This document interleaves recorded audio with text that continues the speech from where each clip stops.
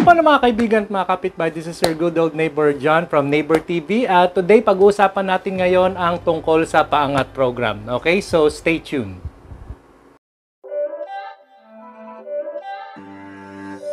It's not a game, it's a rich thing.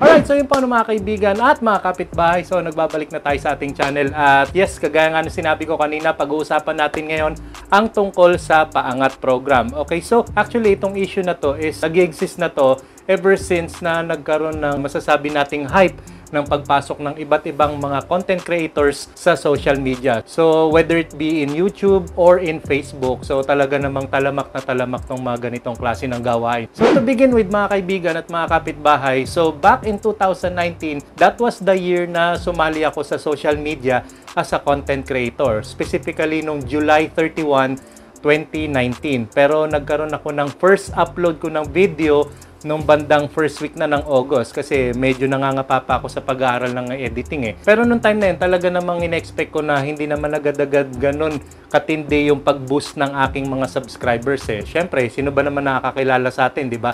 Nagsisimula ka pa lang at wala ka pa talagang pangalan sa platform ni YouTube. So one time, merong nag-introduce sa akin at nagsabi na mali daw yung sistema ko na para dumami ang aking mga subscribers. So I was actually curious at sumali ako sa live stream nila nung kinagabihan. At nung mga panahon na rin yun, nalaman ko nga na merong kitaan sa YouTube. At yun yung keyword doon, yung kitaan. So ito yung nangyari, kaya na-curious na rin ako sumali sa mga live stream is para dumami yung aking mga subscribers at mga followers at eventually ma-monetize ang aking channel. So, doon ko nga nalaman yung tinatawag nila na Paangat program. At doon ko na rin nalaman yung sistema nila na tinatawag na sub to sub. Yung tipong isasubscribe mo yung channel nila, magsasubscribe din sila sa channel mo. At syempre, panonoorin na rin nila yung mga videos mo na nakahanay sa inyong channel. Pero ito nga ba talaga healthy sa ating YouTube channel? Ginusto mo yan eh. Well, eventually, after 1 year and a half, doon ko na lang na-realize na hindi pala talaga maganda yung makipag-sub to sub or sumali sa Paangat program kapag ka ikaw ay bago pa lang sa social media at gusto mo nga mag-grow ang inyong channel or inyong page. So, bakit ko nasabi ito mga kaibigan at mga kapitbahay? So, na-realize ko nga after some time, yes, dumami nga mga subscribers mo, pero katagalan na hindi naman pala nagkakaroon ng growth ang iyong channel. Kasi kung tutusin, sa isang Paangat program, meron lang kayong number of people na sumasali sa isang live stream. Depende na lang kung masipag kang mag-invite pa ng mga tropa mo na talagang gusto rin mag-vlog at mag-post ng mga video sa social media, mas maganda yon. Marami kayong nagiging members sa Paangat program. Pero sa mga Paangat program na nasasalihan ko, napapansin ko, parang kami-kami lang din yung mga nakikipag-sub to sub eh. Kapag lahat ng mga members mo is naging subscriber na sa channel mo, hanggang doon na lang magiging subscriber count ng inyong channel. Not unless, kagaya nga na sinabi ko kanina, mag-invite ka pa ng mga kaibigan mo na nagko-content or nagke-create ng mga content over social media, ayun, siguro meron pang mga madadagdag na subscriber sa inyong channel. Pero kung halimbawa, kayo-kayo lang din, let's say for example, 50 members lang kayo sa isang Paangat program. So, 50 subscribers lang kayo na nag-iikutan at masasabi ko naglolokohan lang, ano po.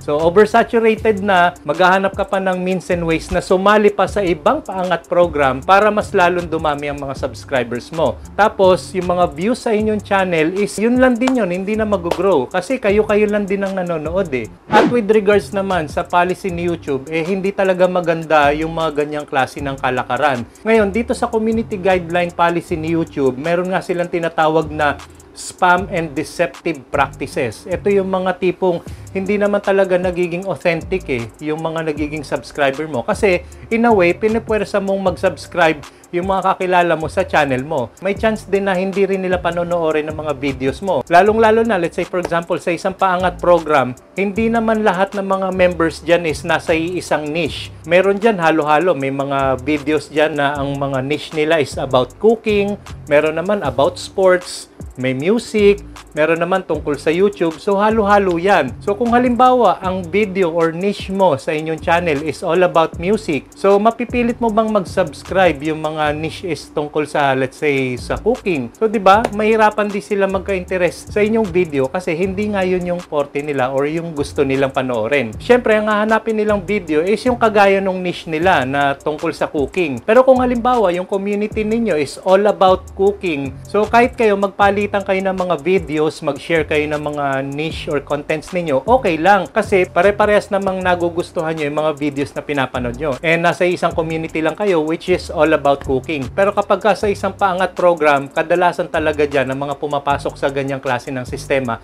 is iba't iba ang mga niche. Ang mangyayari niyan, karambola lang din ang kalalabasan ng inyong channel. So iba't ibang klaseng mga content creators ang nakipag-sub to sub sa inyo, and chances are, hindi rin naman sila manonood sa mga videos mo kung hindi nila trip yung mga content na napapanood nila.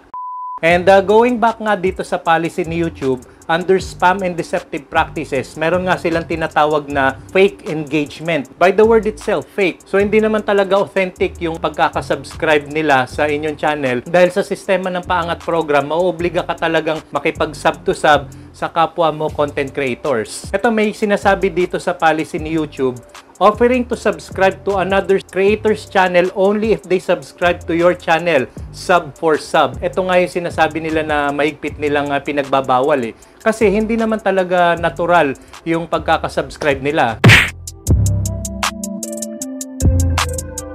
At ganun nga yung nangyari sa akin mga kaibigan at mga kapitbahay. Nung na-reach ko na yung requirements ni YouTube for monetization na 1,000 subscribers at 4,000 watch hours, so yan, may mga commercial na lumalabas sa aking mga videos. So umaandar na yung monetization meter ni YouTube sa aking channel. Nung hindi na ako sumali sa paangat program, dumating sa point na ang hirap ko makagain ng subscribers. Kasi nga, lumalabas na nasa paangat program pa ako, kami-kami lang din yung nagsasubscribean at nanonood ng mga video sa isa't isa. Pero in reality, wala talaga nakaka-appreciate at wala nakakakilala sa'yo. Kasi sa isang banda, hindi ka man lang nare-recognize ni YouTube as an authentic content creator. Kasi parang lumalabas nga na ito, nilalabag mo na nga yung policy ni YouTube na bawal makipag-sub to sub dahil nakikita rin kasi ni YouTube yung ganyang klase ng gawain. Dahil sa AI nila, kapag nakita nila na yung mga nagsasub to sub sa inyo, lalong-lalo na yung mga nakikipag-watch to watch na sinasabi nila, no po? Yung mga paangat program pa nga, meron silang sistema na kung saan lahat ng mga videos mo panonoorin nila, kadalasan pa nga mga 24 hours pa nga panonoorin nila eh.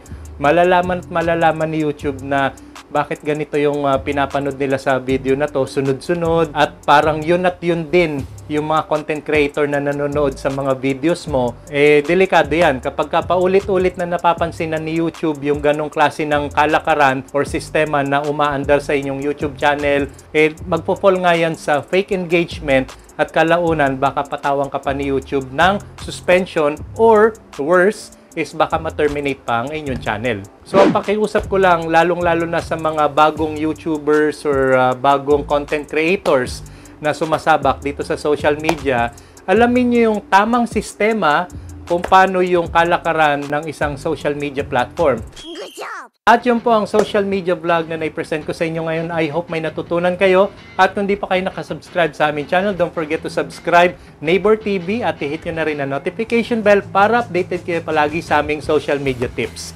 So till next time mga kaibigan at mga kapitbahay, maraming salamat at God bless.